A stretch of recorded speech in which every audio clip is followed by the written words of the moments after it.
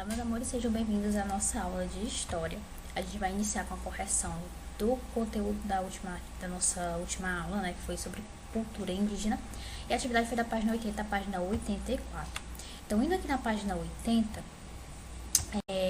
ele pede para você responder alguns itens, né?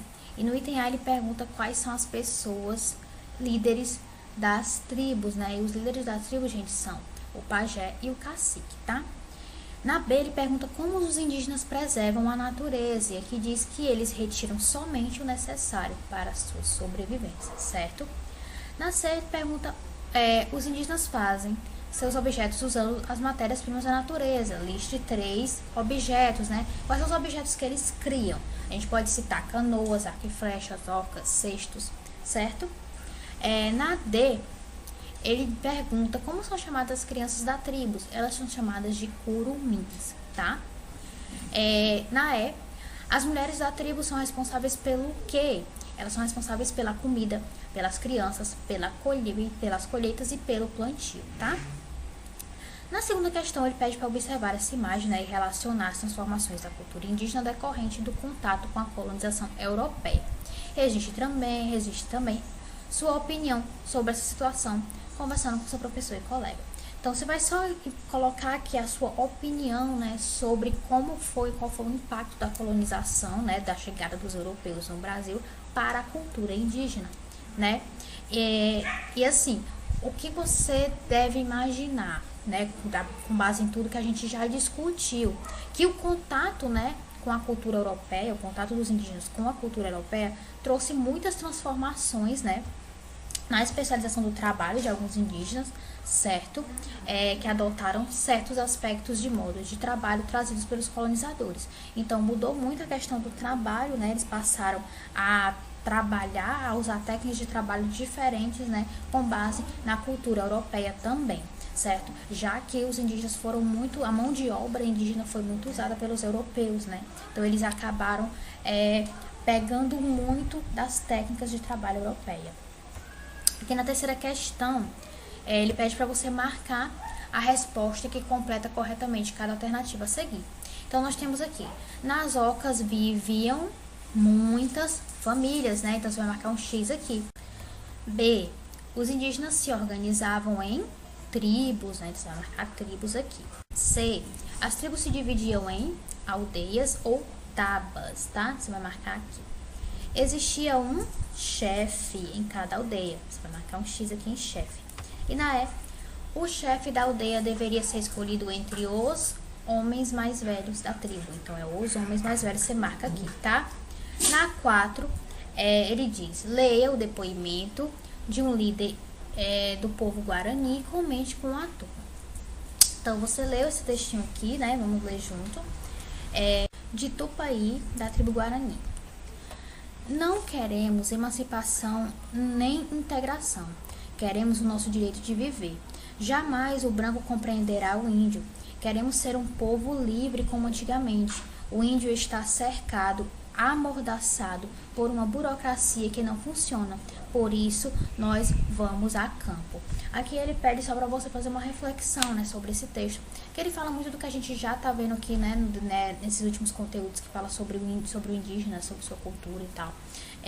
Principalmente quando a gente fala sobre o índio hoje, né, nós sabemos que hoje o índio luta muito para ter os seus direitos garantidos, já que muito foi tirado deles, né, desde a época da colonização, certo?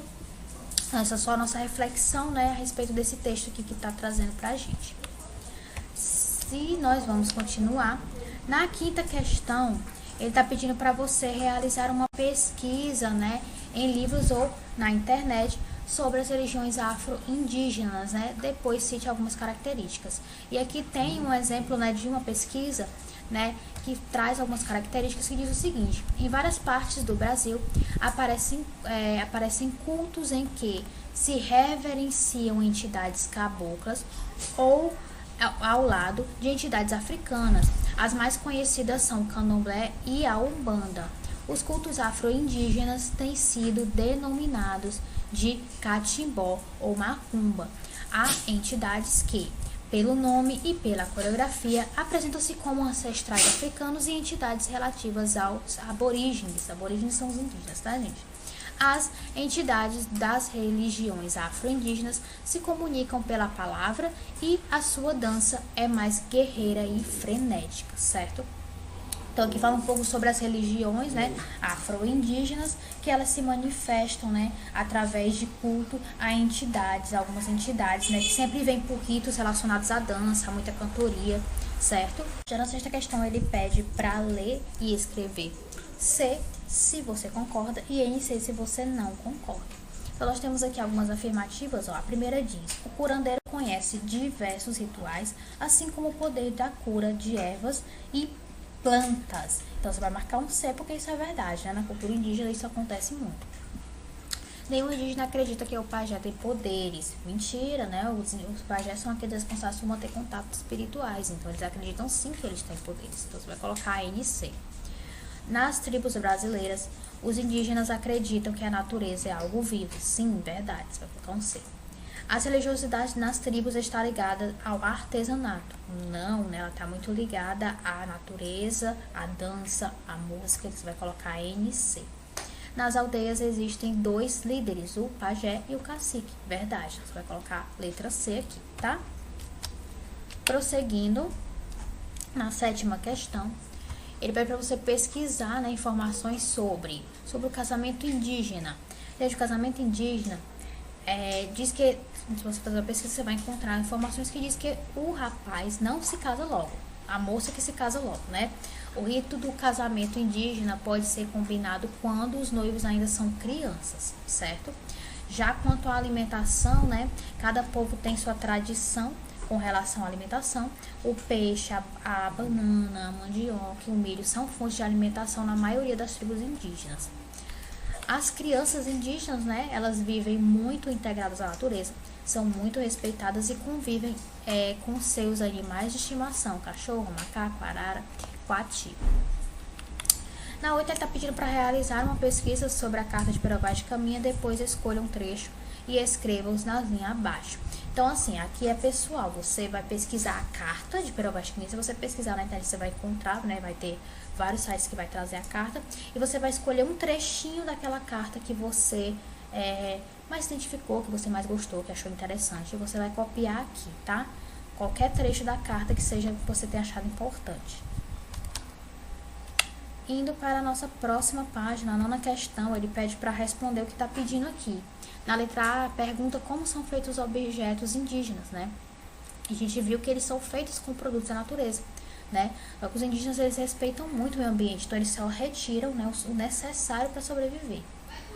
Qual a importância da pintura corporal na cultura indígena? A pintura, ela funciona como um código social, né? Cada uma delas indicava situação específica, né? Tem a pintura para guerra, a pintura para o nascimento do filho, pintura para rituais, né? Para luta, etc.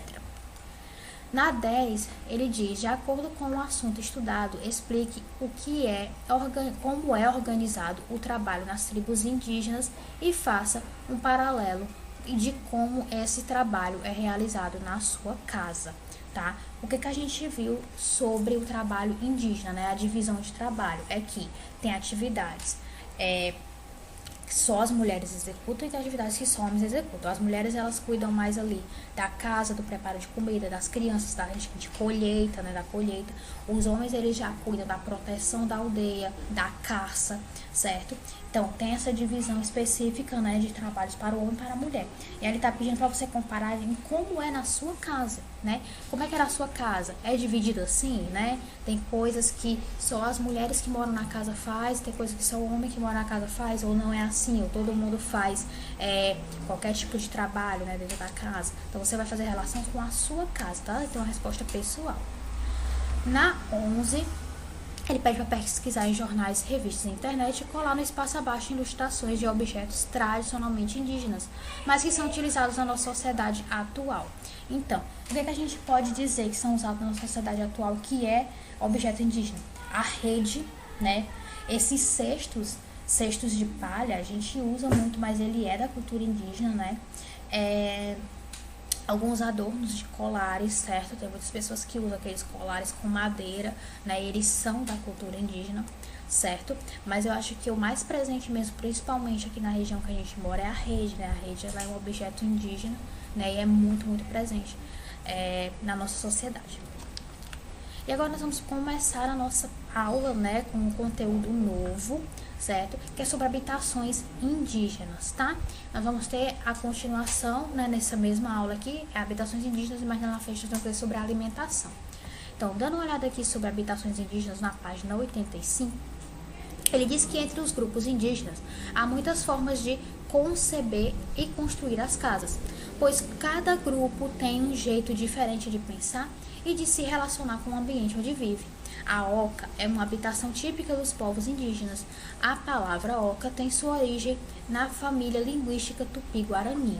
Então, todas as tribos você vai encontrar oca. Claro que cada tribo vai ter o seu formato de oca e até mesmo a maneira como é feita pode ser um pouco diferente, né? Mas todas são habitações em que vivem várias famílias, né? Elas têm um formato pouco parecido, né? Sempre se usa ali elementos que eles encontram na natureza, né? Nós temos aqui exemplos de oca. As ocas nas aldeias indígenas brasileiras têm formas diferentes, né? Tem a circular, tem a elíptica, tem a semi-elíptica, tem a retangular ou poligonal. A forma da oca vai depender da tribo. Então, como eu falei, né? Cada tribo tem a sua forma, tá? Nas aldeias, os espaços são muito amplos, porque são sempre locais coletivos neles. Sempre locais coletivos. Neles, as principais habitações dos indígenas brasileiros são as ocas. Estas, em geral, também são bem espaçosas e com grandes dimensões. Isso porque, normalmente, não abrigam apenas uma família, mas várias. Assim, as ocas das aldeias são organizadas no espaço de acordo com a vida social e os costumes de cada povo indígena, né? Então, como eu falei, as ocas elas são bem grandes porque geralmente elas acolhem muitas famílias, né? Então, como por exemplo, nós temos aqui os formatos de oca, né? Temos essas aqui, que a gente chama de semi-elíptica, né? Eu acredito que essa aqui é uma semi-elíptica. Nós temos outros formatos, bem diferentes, que vai variar de tribo para tribo, né? Mas é comum que várias famílias vivam numa mesma oca. As ocas são construídas em multirões, né? Então, se reúnem vários índios, né? Várias pessoas que vivem naquela aldeia para construir a oca. Todos os homens participam. Eles devem arrumar todo o material para a construção, como a imbira, o sapê e a madeira para armação. Por utilizar materiais que se deterioram facilmente, ou seja, né, que se desgastam facilmente, as ocas não duram muito. Durante a vida de um indígena, ele terá de ajudar a sua tribo a construir inúmeras delas, pois sua vida dura mais tempo que a moradia construída. Então, como o material usado, né, ele não é muito resistente, ele se deteriora rápido, então os indígenas eles estão sempre fazendo ocas, né, construindo ocas. Então, como está falando aí, ao longo da vida um indígena ele vai ajudar na construção de inúmeras ocas, né, na sua tribo. As aldeias ainda são espaços que buscam a comunhão entre as pessoas e a natureza. A natureza é muito importante para a vida dos indígenas, pois eles têm a consciência de que toda a sobrevivência depende dela, ou seja, a natureza é uma verdadeira aliada. A natureza faz parte do espaço indígena, ela é parte da própria aldeia. Os materiais empregados para construir as ocas são os que estão disponíveis na natureza, como madeira, cipó, folhas, mas a forma de cada tribo combiná-los é surpreendente, certo? Então, eles, como a gente vê, tudo, né, na cultura indígena está muito ligado à natureza, até mesmo suas habitações, certo? Eles tiram da natureza o que é necessário para poder fazer a habitação, para poder fazer a oca, mas é aquela coisa, né, sempre com consciência, tirando apenas o necessário, né, sem desmatar, ok? Então, eles têm essa relação muito forte e respeitosa com a natureza. Prosseguindo aqui, né, como eu falei, nós vamos ver mais um conteúdo que agora é sobre alimentação indígena, que é da página 90 e 91. E na página 90 ele começa dizendo que a alimentação indígena é saudável, rica em vitaminas, sais minerais e outros nutrientes. Está baseada nas espécies que eles caçam, plantam e coletam, constituídas de animais, frutos, sementes e raízes. Como os indígenas não consomem produtos industrializados, ou seja, né, produtos que são feitos em fábricas, indústrias, ficam livres dos efeitos nocivos dos conservantes, corantes artificiais, realçantes de sabor e de outros aditivos artificiais usados na indústria alimentícia. Os indígenas têm diversas formas de preparação dos pratos, dentre elas pisar, munhecar, espremer, peneirar, ralar, curtir ou curar, conservar, fermentar, assar, entre outras, né? São várias técnicas que eles utilizam. Muitos utensílios são utilizados na preparação dos alimentos, né? Como cerâmica, urupemas, pilão, cuias, cabaças, balaios, alguidar, pote com água, etc. Então aqui nós temos alguns, deixa eu aproximar aqui. Nós temos aqui alguns desses utensílios. Nós temos a cabaça, temos a cerâmica, temos o pilão, temos aqui urupema, certo? Já houve época em que os indígenas usavam em sua alimentação uma variedade enorme de frutos. Conheçam deles, que é o araticum. É essa fruta aqui, ó, que tá mostrando, tá? Falando aqui um pouco sobre ela, ó, ela é comum a várias árvores e arbustos que ocorrem no Brasil, da família das anonáceas, cultivado por causa de seus frutos comestíveis, e araticum é conhecido como coração de boi, certo? É possível dizer que o componente mais importante da alimentação indígena é uma raiz, que é a raiz da mandioca, tá? É a mandioca. Inclusive, na própria carta de Pero Vaz de Caminha ao rei de Portugal, sobre o que aconteceu na viagem, há um trecho relatando que não se compreendia como os indígenas eram tão destemidos e fortes se não conheciam o trigo.